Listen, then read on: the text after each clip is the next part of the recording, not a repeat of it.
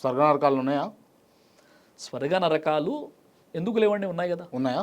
క్లియరా? ఉన్నాయా స్వర్గ నరకాలు? ఖచ్చితంగా.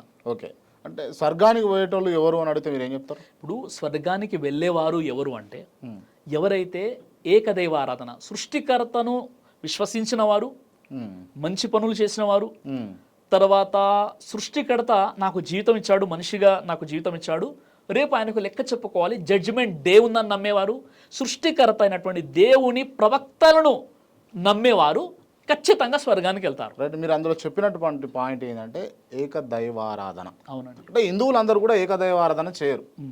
చాలా అంటే ఒకటే కుటుంబంలో ఒకే వ్యక్తి బహుళ సంఖ్యలో బహుళ దేవుళ్ళను మొక్కుతూ ఉంటారు. మరి వాళ్ళందరూ స్వర్గానికి పోరంటారా ఏంది సార్? ఇప్పుడు హిందువులు స్వర్గానికి వెళ్ళరు, లేదా క్రైస్తవులు స్వర్గానికి వెళ్ళరు, ముస్లింలు స్వర్గానికి వెళ్తారని ఖురాన్ ఎక్కడ చెప్పట్లేదు. ఖురాన్ ఎక్కడ కూడా స్వర్గము అనేటటువంటి కాన్సెప్ట్ ఏదైతే ఉందో జాతి పరంగా విభజించలేదండి. ఇప్పుడు ఉదాహరణకు ఒక ముస్లింగా ఒక వ్యక్తి పుట్టాడు, ముస్లింగా పుట్టినందుకు అతడు స్వర్గానికి వెళ్తాడని ఖురాన్లో ఎక్కడ కూడా లేదు.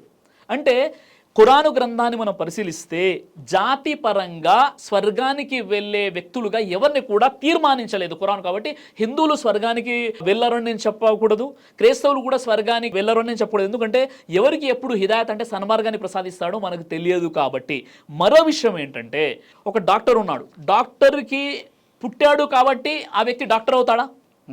డాక్టర్ అవుతాడు అవ్వడు. ఎంబీబీఎస్ చేస్తే డాక్టర్ అవుతాడు. అలాగే ఒక ముస్లిం కుటుంబంలో పుట్టినందుకు అతడు ముస్లిం అవడు, ఇస్లాం ధర్మాన్ని ఫాలో అయితే అతడు ముస్లిం అవుతాడు. అలాగే ఇస్లాంలో ఎక్కడ కూడా జాతి పరంగా ముస్లింలుగా ఉన్నందుకు స్వర్గానికి వెళ్తారని ఎక్కడ కూడా ఖురాన్ చెప్పలేదు. ఖురాన్ చెప్పిన విషయం ఏంటంటే, మీరు ఏకదైవ ఆరాధన చేయండి, సృష్టికర్తను ఒక్కడుగా నమ్మండి, ఆయనకు సహవర్తులుగా ఎవరిని నిలబెట్టకండి, మీరు పరలోకాన్ని విశ్వసించండి, మంచి పనులు చేయండి, దైవ ప్రవక్తల్ని నమ్మండి. ఆ ప్రవక్తల పరంపరలో చివరి ప్రవక్త ముహమ్మద్ ప్రవక్త వారు. కాబట్టి ఈ పనులు చేస్తే స్వర్గానికి వెళ్తారు.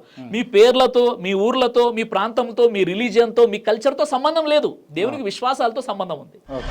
దైవ ప్రవక్త ముహమ్మద్ సల్లల్లాహు అలైహి వసల్లం వారు తెలియజేశారు, కడుపుకు సంబంధించినటువంటి అన్ని రకాల వ్యాధులకు అద్భుతమైనటువంటి ఔషధం తల్బీనా.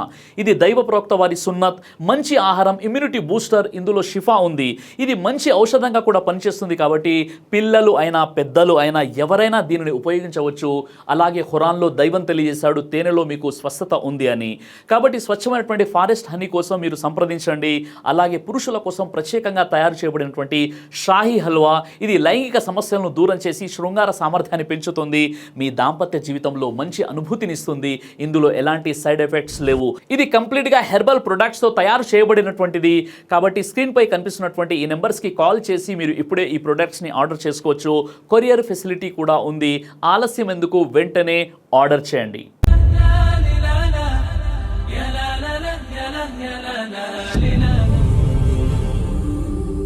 బ్రదర్ సిరాజ్ అని యూట్యూబ్ ఛానల్ని మీరు సబ్స్క్రైబ్ చేసినట్లయితే ఇన్షాల్లా దైవచిత్తం అయితే మీకు వీడియోస్ వస్తుంటాయి. అదేవిధంగా బ్రదర్ సిరాజ్ అనేటటువంటి ఫేస్బుక్ని కూడా లైక్ చేయడం వల్ల మీకు వీడియోస్ వస్తుంటాయి.